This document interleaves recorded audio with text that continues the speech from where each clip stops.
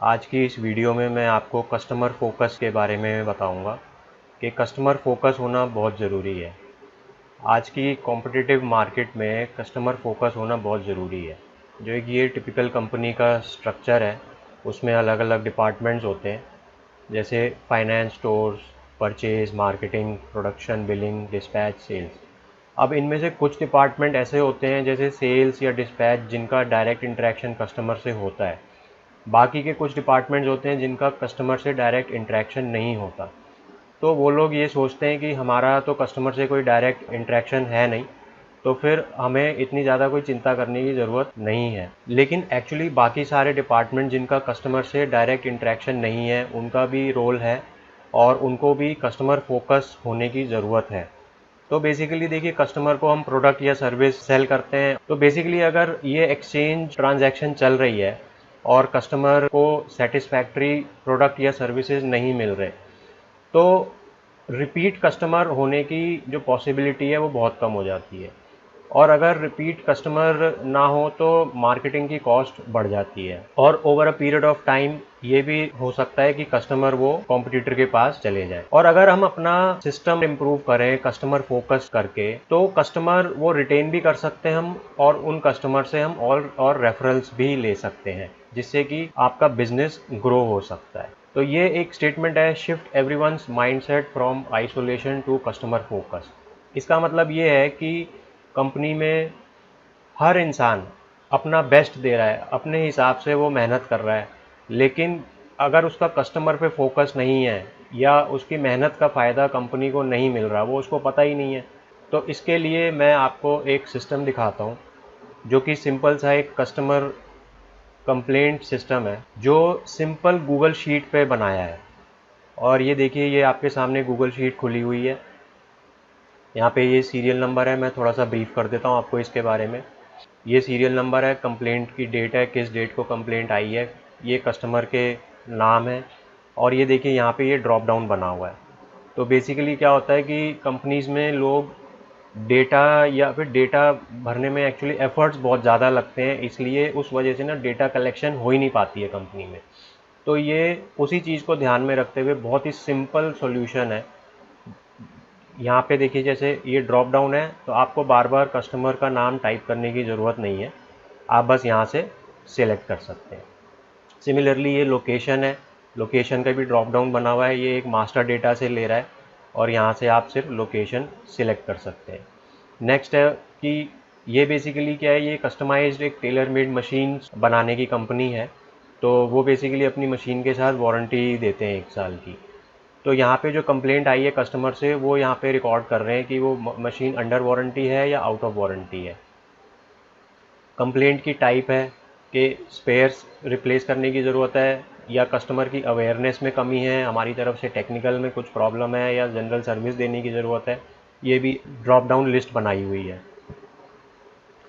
फिर यहाँ पे ये इंजीनियर असाइन कौन सा किया या किसने हैंडल करी वो कॉल, वो यहाँ पे एक लिस्ट बनाई हुई है। ये सारा डेटा एक मास्टर लिस्ट से आ रहा है। वो कॉल फ़ोन पे हैंडल हो गई या विज़िट की ज़रूरत पड़ी, इससे आप अपनी कॉस्टिंग पे आप एनालाइज कर सकते हैं। मैं अभी आपको फर्दर इस वीडियो में दिखाऊंगा आगे कि इसका क्या फ़ायदा है और एक्शन क्या लिया है। एक्शन बेसिकली, अगर स्पेयर रिप्लेसमेंट है तो पीआई रेज कर दिया है, या फिर अगर सर्विस देनी है या टेक्निकल है तो इंजीनियर को असाइन कर दिया है।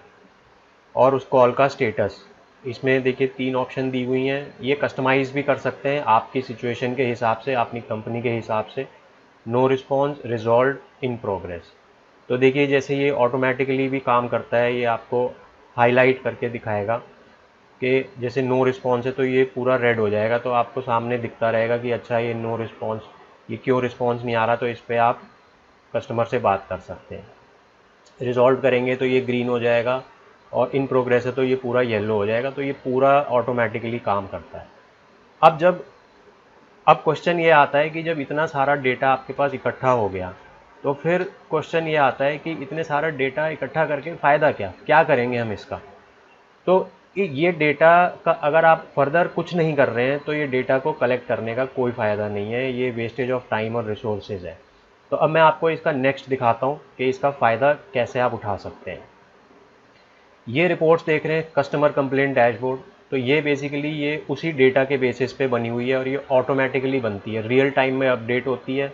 आपको बार बार कुछ भी करने की ज़रूरत नहीं है, सिर्फ आपको कस्टमर का ये डेटा, ये जो टेम्पलेट बना हुआ है इसमें डेटा कलेक्ट करवाना है। बहुत इजी है और ये रिपोर्ट ऑटोमेटिकली अपडेट होती चली जाएगी।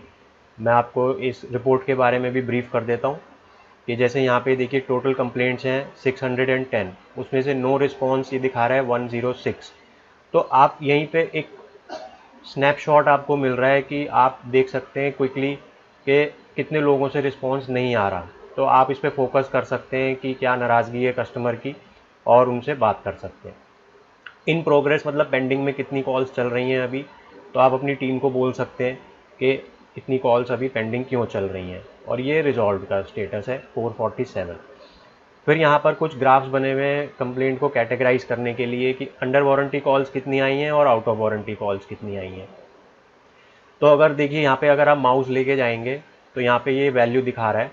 ये इंटरेक्टिव डैशबोर्ड है बेसिकली, ये ऐसा स्टैटिक नहीं है, इंटरेक्टिव डैशबोर्ड है।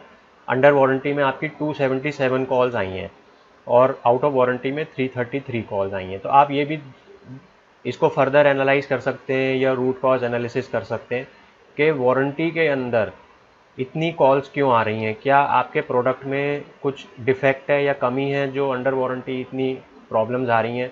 क्योंकि अंडर वारंटी अगर आप फ्री ऑफ कॉस्ट सर्विस दे रहे हैं या स्पेयर्स को रिप्लेस कर रहे हैं तो आपकी भी देखिए कॉस्ट बढ़ रही है, तो आपको क्वालिटी पे फोकस करने की ज़रूरत है। नेक्स्ट टाइप है कंप्लेंट टाइप, कि कौन सी कैटेगरी में ये कंप्लेंट फॉल करती है, स्पेयर्स रिप्लेसमेंट की है, टेक्निकल है, सर्विस है, या कस्टमर की साइड से अवेयरनेस की कमी है।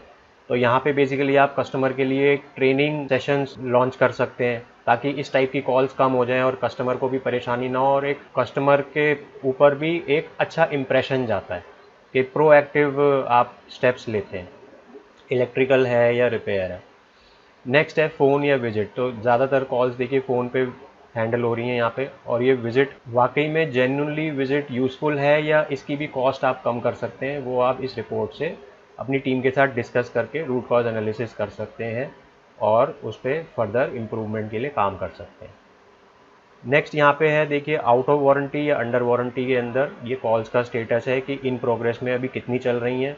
तो ये एक क्विक स्नैपशॉट है और ये स्टेटस वाइज आपका ये कॉल्स हैं जो आपने यहाँ पे देखा, वो यहाँ पे ये पाई चार्ट बना हुआ है।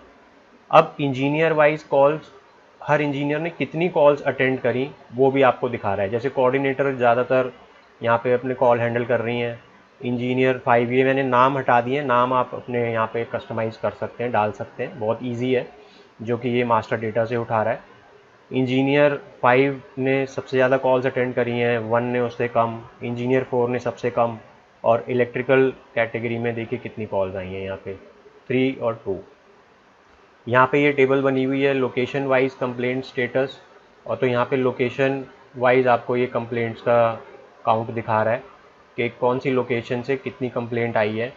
तो आप ये भी रूट कॉज एनालिसिस कर सकते हैं कि पर्टिकुलर लोकेशन से इतनी कॉल्स क्यों आती हैं, या वहाँ पे कौन कौन सी ऐसी कंपनीज हैं या बायर्स हैं जो वहाँ से उस लोकेशन स्पेसिफिक इतनी प्रॉब्लम्स क्यों आती हैं। इस रिपोर्ट में एक इंटरेस्टिंग चीज़ और है कि ये डायनेमिकली काम करती है। जैसे मान लीजिए आपको ये देखना है कि अंडर वारंटी कॉल्स कितनी हैं, तो जैसे इस ग्राफ पे जाएंगे, ये अंडर वारंटी है, इस पर क्लिक कर दीजिए।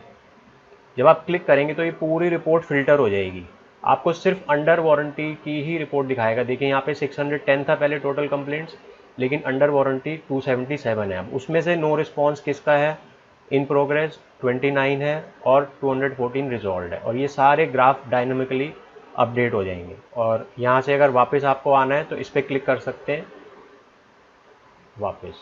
नेक्स्ट रिपोर्ट है इसमें Pareto analysis. Pareto analysis basically Pareto rule ये बोलता है कि 80% जो कॉल्स हैं वो 20% कॉजेज़ की वजह से आ रही हैं।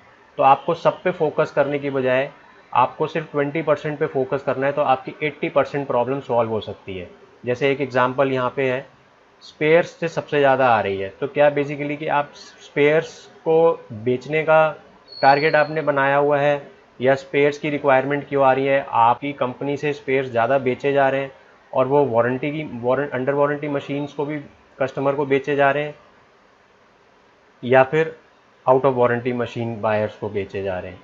तो यहाँ देखिए, ये इन दोनों को मिला के, स्पेयर्स और टेक्निकल मिला के 77%। तो अगर आप इन दोनों पे फोकस करके शुरू में काम कर लेंगे कि इसका रूट कॉज एनालिसिस कर लेंगे, तो आपकी लगभग 77% प्रॉब्लम सॉल्व हो सकती है। नेक्स्ट है ये tree map, location wise complaints volume. तो बेसिकली इस ग्राफ को ट्री मैप बोलते हैं। ये भी डायनेमिकली अपडेट होता है। तो ये ईटानगर लोकेशन से सबसे ज़्यादा कॉल्स आई हैं और इस पर माउस लेके जाएंगे तो ये काउंट दिखाएगा 57। ऐसे ही गुजरात से 48, और जैसे जैसे ये देखिए बॉक्सेस छोटे होते जाएंगे तो वो नंबर ऑफ कॉल्स कम होती जाएंगी यहाँ पर। तो ये भी आपको लोकेशन वाइज या किसी भी कैटेगरी वाइज आपको ये एनालिसिस करने में हेल्प कर सकता है। तो बेसिकली ये रिपोर्ट आपके लिए बहुत हेल्पफुल हो सकती है और आपकी कंपनी की कॉस्ट कम कर सकती है, आपकी कंपनी को ग्रोथ के पाथ पे एक जर्नी स्टार्ट करा सकती है। तो हम लोग आपकी हेल्प कर सकते हैं इस कस्टमर कंप्लेंट डैशबोर्ड को बनाने में, और ये कस्टमर कंप्लेंट सिस्टम को आपके यहाँ इम्प्लीमेंट करने में हम आपकी हेल्प कर सकते हैं। अगर आपको ये सिस्टम इम्प्लीमेंट करने में कोई हेल्प चाहिए तो आप नीचे लिखे नंबर पे बात कर सकते हैं। और अगर आपको ये वीडियो अच्छी लगी तो अपने फ्रेंड्स के साथ इसको शेयर कर दीजिए और इसको लाइक कर दीजिए और इस चैनल को सब्सक्राइब कर दीजिए। Thank you.